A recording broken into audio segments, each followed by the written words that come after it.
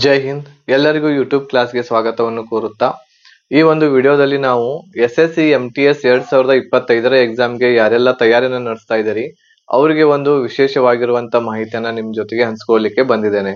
ಈಗಾಗಲೇ ನೀವು ಥಂಬ್ನೇಲ್ ಅನ್ನ ನೋಡಿರಬಹುದು. 50 ದಿನಗಳ ಒಂದು ಪ್ಲಾನ್ ಇರ್ತಕ್ಕಂಥದ್ದು ಈ ಒಂದು ವಿಡಿಯೋದಲ್ಲಿ ನಾವು ಡಿಸ್ಕಷನ್ ಮಾಡ್ಲಿಕ್ಕೆ ಹೋಗ್ತಾ ಇದ್ದೇವೆ. ಅಂತಂದ್ರೆ ನಿಮ್ ಹತ್ರ ಈಗ 50 ದಿನಗಳು ಉಳಿದಿವೆ.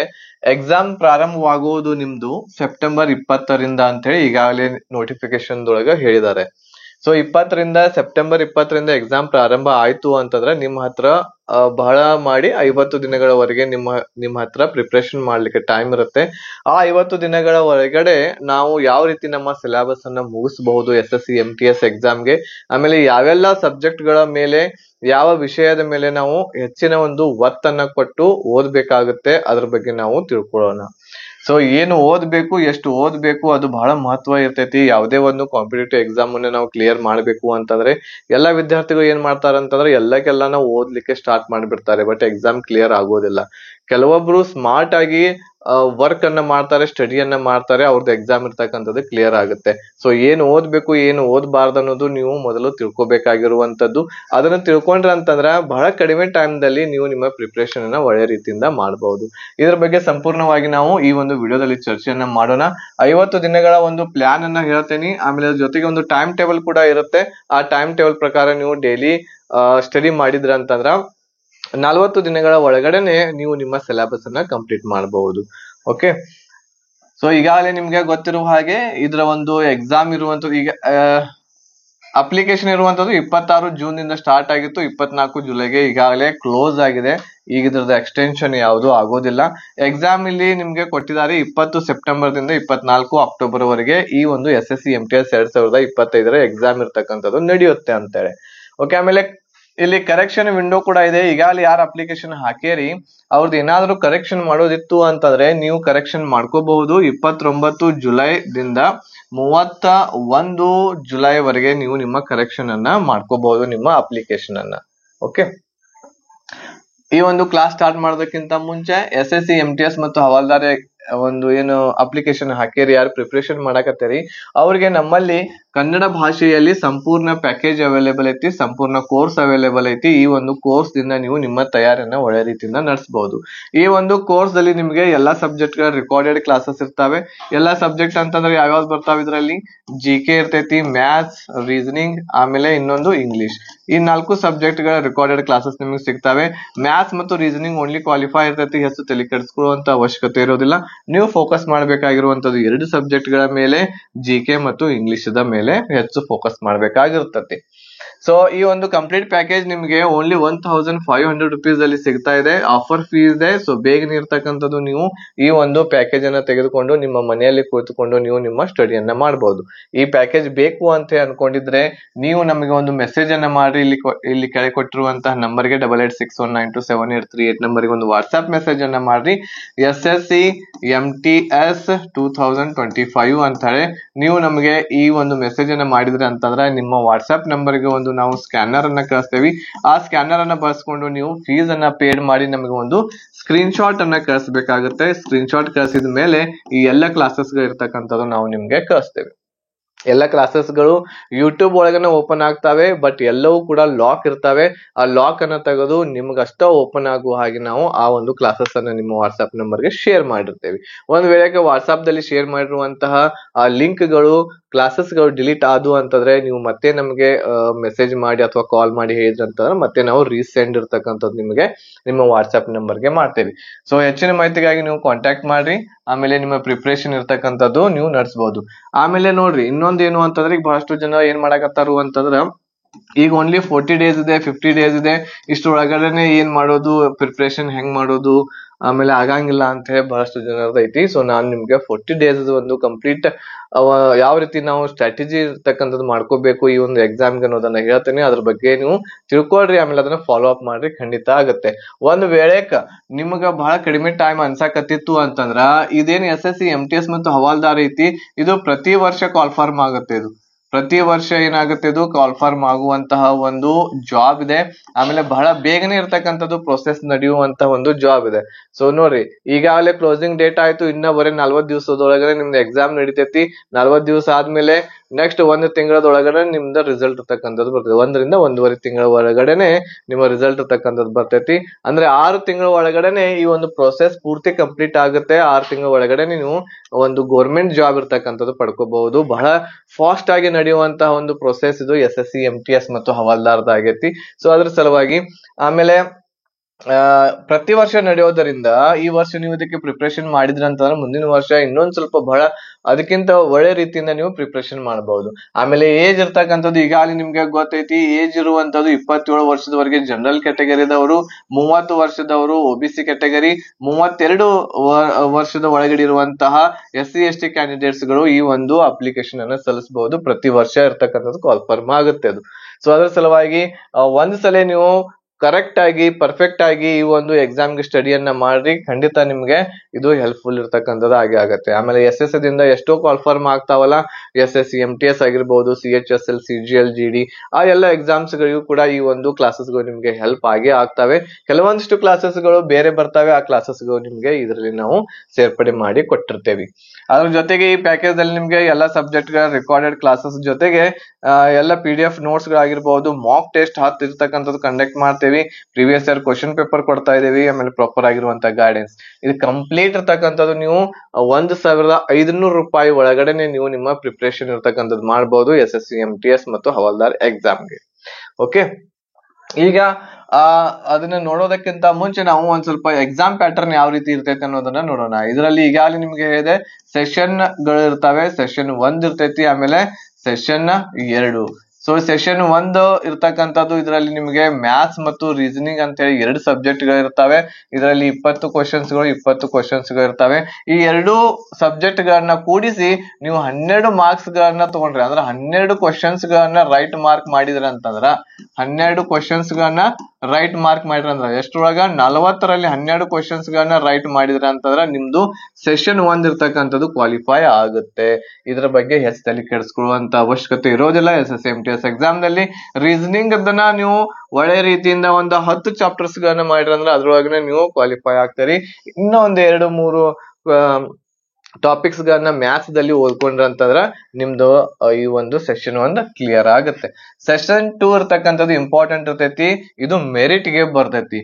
ಆಮೇಲೆ ಇದ್ರೊಳಗೆ ನೀವು ಎಷ್ಟು ಮಾರ್ಕ್ಸ್ ತಗೊಂಡ್ರು ಕೂಡ ಅದು ಇದ್ರೊಳಗೆ ಆಡ್ ಆಗಂಗಿಲ್ಲ. ಸೊ ಸೆಷನ್ 2 ದಲ್ಲಿ ಏನಿರ್ತೈತಿ, ಇದರಲ್ಲಿ GK ಇರ್ತೈತಿ, ಆಮೇಲೆ ಇಂಗ್ಲಿಷ್ ಇರ್ತೈತಿ. 2 ಸಬ್ಜೆಕ್ಟ್ ಗಳನ್ನ ಪರ್ಫೆಕ್ಟ್ ಆಗಿ ಓದ್ಕೋಬೇಕಾಗುತ್ತೆ. ಇದರಲ್ಲಿ 25 ಕ್ವಶನ್ಸ್ ಇರ್ತಾವು, GK ದಲ್ಲಿ 25 ಕ್ವಶನ್ಸ್. ಟೋಟಲ್ ಈ ರೀತಿ ನಿಮ್ಗೆ 50 ಕ್ವಶನ್ಸ್ ಗಳು ಇರ್ತವೆ. ಆಮೇಲೆ ಈ 50 ಕ್ವಶನ್ಸ್ ಗಳಿಗೆ ಒಂದು ಕ್ವಶನ್ ಗೆ 3 ಮಾರ್ಕ್ಸ್ ಅಂತ ಇರ್ತೈತಿ. ಸೊ 150 ಮಾರ್ಕ್ಸ್ ಗಳಿಗೆ ನಿಮ್ಗೆ ಸೆಷನ್ 2 ಇರ್ತಾ ಇದೆ. ಈ 150 ಮಾರ್ಕ್ಸ್ ಗಳಿಗೆ ಮೆರಿಟ್ ಇರ್ತೈತಿ.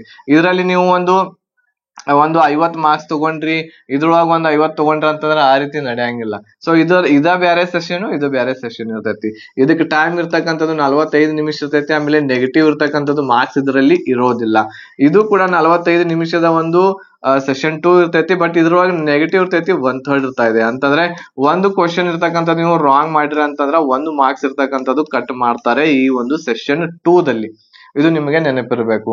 ಇದ್ರಲ್ಲಿ 40ಕ್ಕೆ 40 ನೀವು ಹಾಕಿದ್ರಿ ಅಂತಂದ್ರ ತಪ್ಪ ಆಯ್ತು, ಒಂದ್ 10 ತಪ್ಪ ಅದು ಅಂತಂದ್ರೆ ನೆಗೆಟಿವ್ ಅದರಲ್ಲಿ ನಿಮ್ಗೆ ಹಿಡಿಯಂಗಿಲ್ಲ. ಓಕೆ, ಸೊ GK ದಲ್ಲಿ 25, ಇಂಗ್ಲಿಷ್ ದಲ್ಲಿ 25 ಇರ್ತಾವೆ. Total 50 questions. ಒಂದು ಕ್ವಶನ್ ಗೆ 3 ಮಾರ್ಕ್ಸ್, 150 ಮಾರ್ಕ್ಸ್ ಇರ್ತಾವೆ. ಎಷ್ಟು ತೆಗಿಬೇಕಾಗುತ್ತೆ? 150ರಲ್ಲಿ ನೀವು 120 ಮಾರ್ಕ್ಸ್ ವರೆಗೆ ನೀವು ತೆಗೆದ್ರೆ ಮಾತ್ರ ನಿಮ್ದು ಸೆಲೆಕ್ಷನ್ ಇರ್ತಕ್ಕಂಥದ್ದು ಆಗುತ್ತೆ. ಇಲ್ಲ ಅಂತಂದ್ರೆ ಆಗಂಗಿಲ್ಲ. ಈ ಉದಾಹರಣೆಗೆ ಇದರಲ್ಲಿ ನೀವು 50 ಮಾರ್ಕ್ಸ್ ತೆಗೆದ್ರೆ ಇದ್ರೊಳಗೆ ಒಂದು 70, ಇದ್ರೊಳಗೆ 50 ಸೆಷನ್ 1, ಸೆಷನ್ 2 ದಲ್ಲಿ 70 ತೆಗೆದ್ರೆ ಅಂತಂದ್ರೆ ಇದು ನಿಮ್ದು ಓನ್ಲಿ 70 ಮಾರ್ಕ್ಸ್ ಗಳು ಮಾತ್ರ ಕೌಂಟ್ ಆಗ್ತವೆ ನಿಮ್ಮ ಮೆರಿಟ್ ಗೆ. ಓಕೆ, ಈ ಸೆಷನ್ 1 ರಲ್ಲಿ ಇರುವಂತ ಮಾರ್ಕ್ಸ್ ಗಳು ಕೌಂಟ್ ಆಗಂಗಿಲ್ಲ. ಓನ್ಲಿ ಕ್ವಾಲಿಫೈ ಇರ್ತೈತಿ. ಅದ್ರೊಳಗೆ ನೀವು ಎಷ್ಟು ಮಾರ್ಕ್ಸ್ ತಗೊಂಡ್ರು ಕೂಡ ಕ್ವಾಲಿಫೈ ಇರ್ತೈತಿ ಅದು. ಸೊ ಹಾಗಾಗಿ 12 ಕ್ವಶನ್ಸ್ ಗಳನ್ನ ರೈಟ್ ಮಾಡಿದ್ರ ಅಂತಂದ್ರೆ ಸಾಕು, ಅದರಲ್ಲಿ ನೀವು 1ನೇ ಸೆಷನ್ ಇರ್ತಕ್ಕಂಥದ್ದು ಕ್ಲಿಯರ್ ಆಗುತ್ತೆ. ಬಹಳಷ್ಟು ಜನರಿಗೆ ಕನ್ಫ್ಯೂಷನ್ ಇರ್ತಿದ್ದು, ಅದ್ರ ಸಲುವಾಗಿ ಅದನ್ನ ಹೇಳ್ತಾ ಇದ್ದೀನಿ ನಾನು. ಆಮೇಲೆ ಸೆಷನ್ 2 ದಲ್ಲಿ ಈ ರೀತಿ ಇರ್ತಕ್ಕಂಥದ್ದು ನೀವು ಇಲ್ಲಿ ಓದ್ಬೇಕಾಗುತ್ತೆ. ಓಕೆನಾ? ಸೊ ಜಿ ದಲ್ಲಿ 25, ಇಂಗ್ಲಿಷ್ ದಲ್ಲಿ 25 ಇರ್ತದೆ. ಈಗ ಯಾವ್ಯಾವ ನಾವು ಏನು ಓದ್ಬೇಕಾಗುತ್ತೆ, ಯಾವ ರೀತಿ ನಾವು ಈ ಒಂದು ಸಿಲೆಬಸ್ ಅನ್ನ ಕಂಪ್ಲೀಟ್ ಮಾಡ್ಬೋದು ನೋಡ್ರಿ. ಜಿ ಕೆ ಇರ್ತಕ್ಕಂಥ ನೋಡ್ರಿ, ಮೊಟ್ಟ ಮೊದಲನೇದಾಗಿ ನೀವು ಓದ್ಬೇಕಾಗಿರುವಂತದ್ದು ಜಿ ಕೆ ಇರ್ತಕ್ಕಂಥದ್ದು ಓದ್ಬೇಕು. ಇದರಲ್ಲಿ ಮುಖ್ಯವಾಗಿ ಏನು ಓದ್ಬೇಕು ಅನ್ನೋದನ್ನ ಹೇಳ್ತಾನೆ ನಾನು ನಿಮಗೆ. ಇದರಲ್ಲಿ ಮುಖ್ಯವಾಗಿ ನೀವು ಓದ್ಬೇಕಾಗಿರುವಂತದ್ದು ಸ್ಟ್ಯಾಟಿಕ್ ಜಿ ಕೆ ಅನ್ನ ಓದ್ಬೇಕು. ಸ್ಟ್ಯಾಟಿಕ್ ಜಿ ಕೆ ಒಳಗೆ ಬಹಳಷ್ಟು ವಿಷಯಗಳು ಬರ್ತಾವೆ. ಸೊ ಸ್ಟ್ಯಾಟಿಕ್ ಜಿ ಕೆ ಅಂತಂದ್ರೆ ಏನಿರ್ತೈತಿ, ಯಾವುದೇ ಒಂದು ವಿಷಯ ಇರ್ತಕ್ಕಂಥದ್ದು ಚೇಂಜ್ ಆಗಂಗಿಲ್ಲ ಯಾವಾಗಲೂ ಕೂಡ. ಸೊ ಅಂತಹ ವಿಷಯಗಳಿಗೆ ನಾವು ಸ್ಟ್ಯಾಟಿಕ್ ಜಿ ಕೆ ಅಂತ ಕರಿತಾ ಇದ್ದೇವೆ. ಸೊ ಆ ವಿಷಯಗಳನ್ನ ನೀವು ಓದ್ಬೇಕಾಗತ್ತೆ. ಸೊ ಇದಾದ್ಮೇಲೆ ನೆಕ್ಸ್ಟ್ ನೀವು ಓದ್ಬೇಕಾಗಿರುವಂತದ್ದು ಹಿಸ್ಟ್ರಿ ಓದ್ಬೇಕಾಗತ್ತೆ. ಇದಾದ್ಮೇಲೆ ಪಾಲಿಟಿ ಓದ್ಬೇಕು, ಅಂತಂದ್ರೆ ಸಂವಿಧಾನವನ್ನ ಓದ್ಬೇಕು. ಇದಾದ್ಮೇಲೆ ಜಿಯೋಗ್ರಫಿ ಓದ್ಬೇಕು. ಇದಾದ್ಮೇಲೆ ನೆಕ್ಸ್ಟ್ ಸೈನ್ಸ್ ಓದ್ಬೇಕಾಗತ್ತೆ. ಇದಾದ್ಮೇಲೆ ಮುಖ್ಯವಾಗಿ ಇನ್ನೊಂದು ಯಾವುದು ಅಂತಂದ್ರೆ ಕರೆಂಟ್ ಅಫೇರ್ಸ್ ಓದ್ಬೇಕು. ಇದರಲ್ಲಿ ಮುಖ್ಯವಾಗಿ ನೀವು 2 ಸಬ್ಜೆಕ್ಟ್ ಗಳಿಗೆ ಬಹಳ ಫೋಕಸ್ ಕೊಡಬೇಕು, ಸ್ಟ್ಯಾಟಿಕ್ ಜಿ ಕೆ ಮತ್ತು ಕರೆಂಟ್ ಅಫೇರ್ಸ್. ಈ ಎರಡುಗಳ ಕೂಡಿಸೇ ನಿಮ್ಗೆ ಎಷ್ಟು ಮಾರ್ಕ್ಸ್ ಗಳು ಬರ್ತಾವು, ಎಷ್ಟು ಕ್ವಶನ್ಸ್ ಗಳು ಬರ್ತಾವು ಅಂತಂದ್ರೆ ಒಂದು 10 ರಿಂದ 12 ಕ್ವಶನ್ಸ್ ಗಳು ಇದ್ರೊಳಗನೆ ಬರ್ತಾವ ನಿಮಗೆ. ಸ್ಟ್ಯಾಟಿಕ್ ಜಿ ಕೆ ಮತ್ತು ಕರೆಂಟ್ ಅಫೇರ್ಸ್ ಕೂಡಿಸ್ಕೊಂಡನೆ 10 ರಿಂದ 12 ಕ್ವಶನ್ಸ್ ಬರ್ತಾವ. ಉಳಿದಿದ್ದು ಇಲ್ಲೊಂದೆರಡು, ಇಲ್ಲೆರಡು ಈ ರೀತಿ ಬರುವಂತಹ ಚಾನ್ಸಸ್ ಗಳು ಇರ್ತವೆ. ಸೊ ಹಾಗಾಗಿ ಸ್ಟ್ಯಾಟಿಕ್ ಜಿ ಕೆ ಮತ್ತು ಕರೆಂಟ್ ಅಫೇರ್ಸ್ ಗೆ ಬಹಳಷ್ಟು ಮಹತ್ವ ಕೊಡ್ರಿ. ಆಮೇಲೆ ಇನ್ನೊಂದು ಕರೆಂಟ್ ಅಫೇರ್ಸ್ ಎಷ್ಟು ಓದ್ಬೇಕು ಅಂತ ಹೇಳಿ ಕೇಳ್ತಾ ಇದ್ರು. ಜೂನ್ 2024 ಜುಲೈ 2025 ನೀವು ಕರೆಂಟ್ ಅಫೇರ್ಸ್ ಅನ್ನ ಓದ್ಬೇಕು.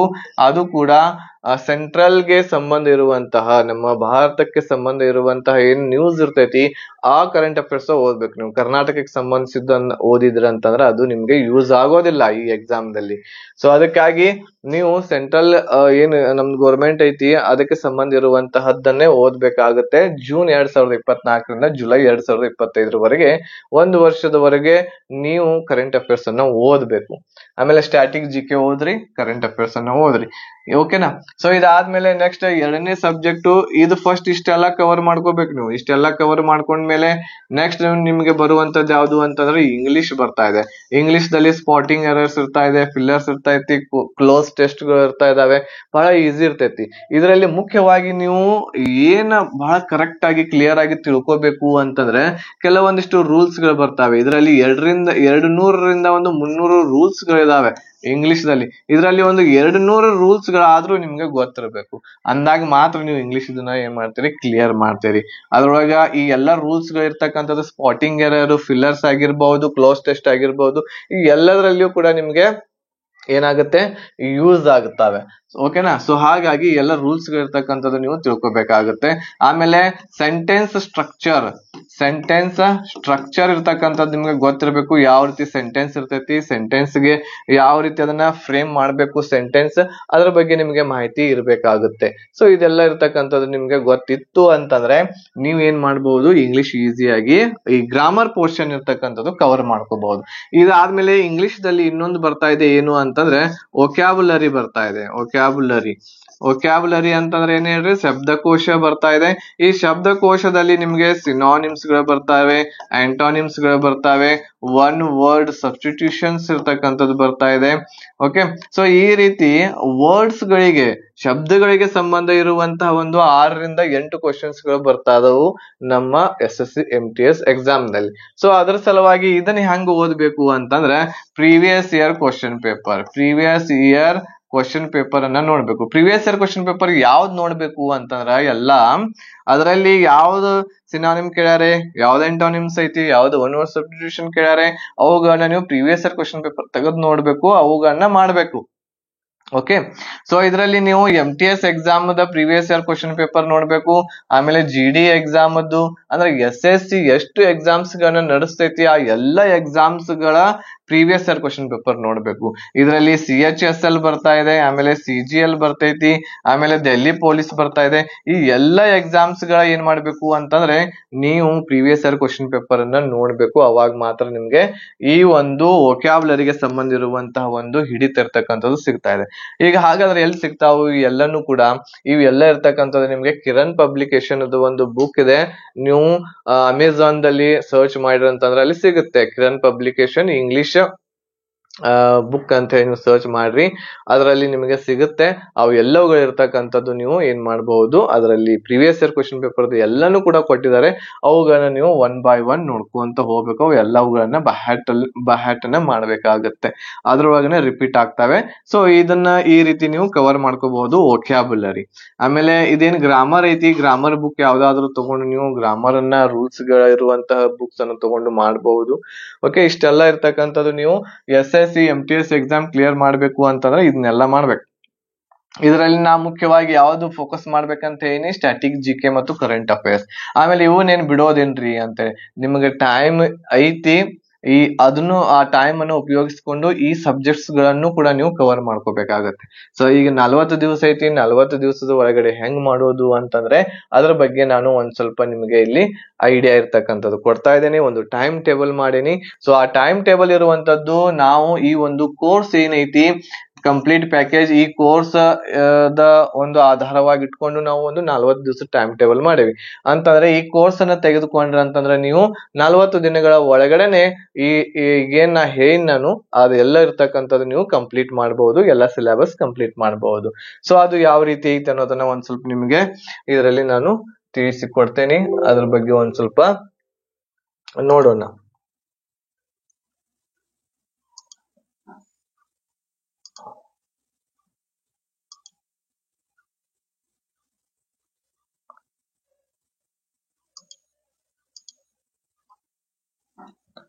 ಓಕೆ, ಸೊ ಇಲ್ಲಿ ನೀವು ನೋಡಬಹುದು, ಇದು ಆಕ್ಚುಲಿ 50 ಡೇಸ್ ಒಂದು ಇದನ್ನ ಹೇಳಿದ್ದೆ ನಾನು ನಿಮಗೆ.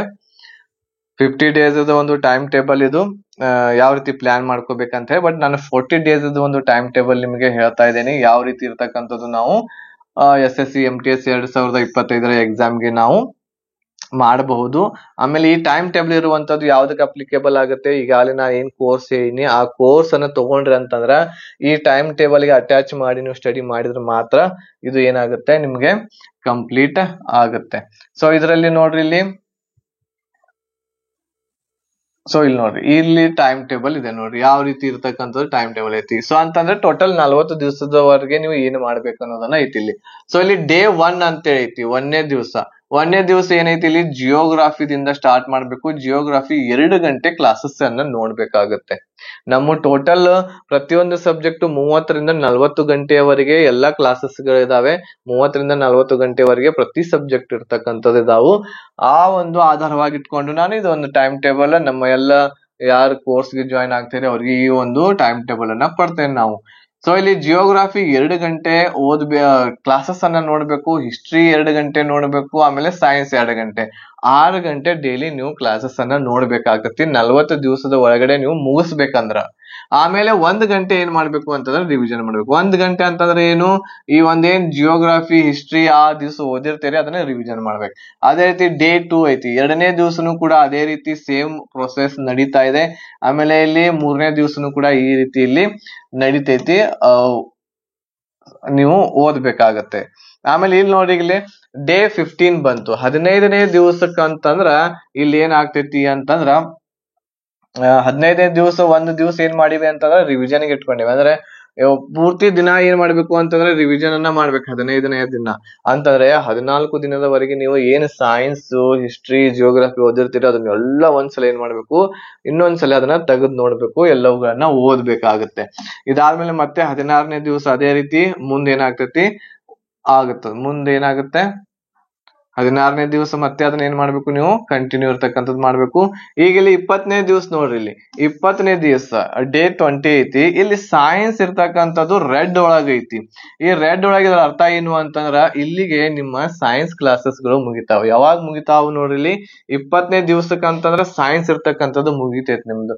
ಡೈಲಿ ನೀವು 2 ಗಂಟೆ ನೋಡಿದ್ರಿ ಅಂತಂದ್ರೆ 20 ದಿವಸದವರೆಗೆ ಸೈನ್ಸ್ 20ನೇ ದಿವಸ ಇಲ್ಲಿ ಮುಗಿತೈತಿ.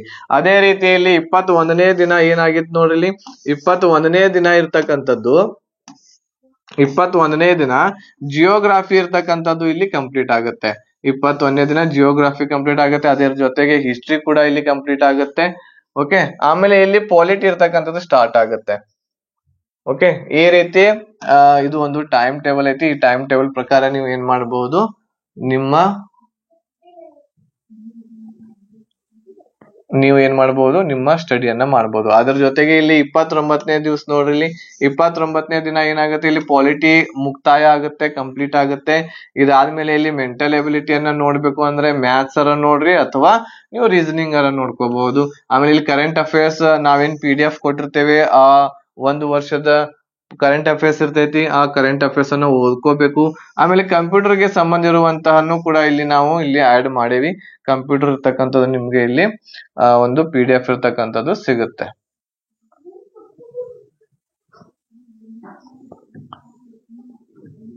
ಓಕೆ, ಸೊ ಈಗ ನೆಕ್ಸ್ಟ್ ಇಲ್ಲಿ ನಾವು ನೋಡೋಣ ಯಾವ್ದು.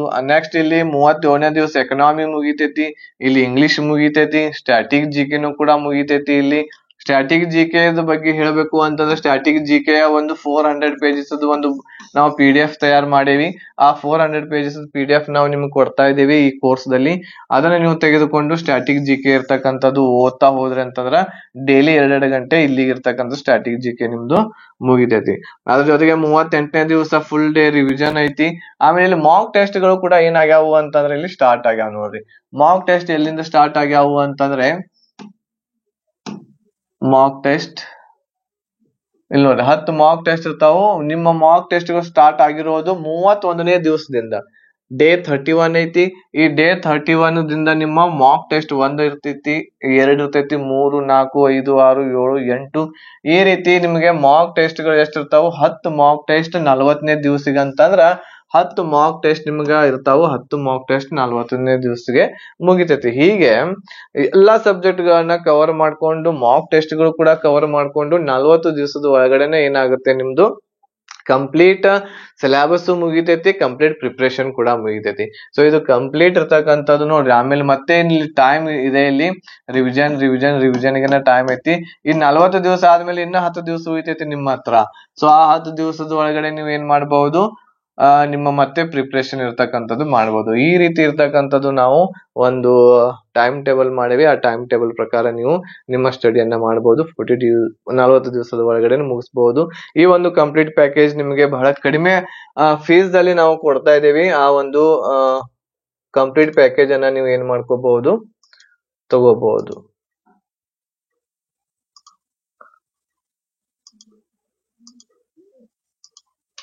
ಓಕೆ, ಸೊ ಇಲ್ಲಿ ಈ ಕಂಪ್ಲೀಟ್ ಪ್ಯಾಕೇಜ್ ಇರ್ತಕ್ಕಂಥದ್ದು ನೀವು ಏನ್ ಮಾಡಬಹುದು, ಕನ್ನಡ ಭಾಷೆಯಲ್ಲಿ ಐತಿ. ಓನ್ಲಿ 1500 rupees ಅಲ್ಲಿ ಸಿಗ್ತಾ ಐತಿ.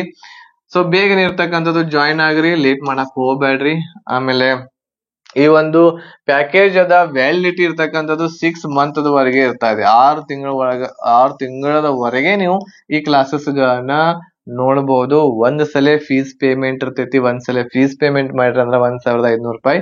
6 ತಿಂಗಳವರೆಗೆ ಈ ಎಲ್ಲ ಕ್ಲಾಸಸ್ ಗಳನ್ನ ನೀವು ಎಷ್ಟು ಬೇಕಾದಷ್ಟು ಸಲ ಯಾವಾಗ ಬೇಕಾದವಾಗ ನೀವು ನೋಡ್ಕೋಬಹುದು. ಆಮೇಲೆ ಜಾಯಿನ್ ಆಗವ್ರಿದ್ರ ಅಂತಂದ್ರೆ ಬೇಗನೆ ಈ ಒಂದು ನಂಬರ್ಗೆ ನೀವು ನಮಗೆ ಬೇಗನೆ ಈಗಲೇ ನೀವು ಏನ್ ಮಾಡ್ರಿ, ಮೆಸೇಜ್ ಅನ್ನ ಮಾಡ್ರಿ.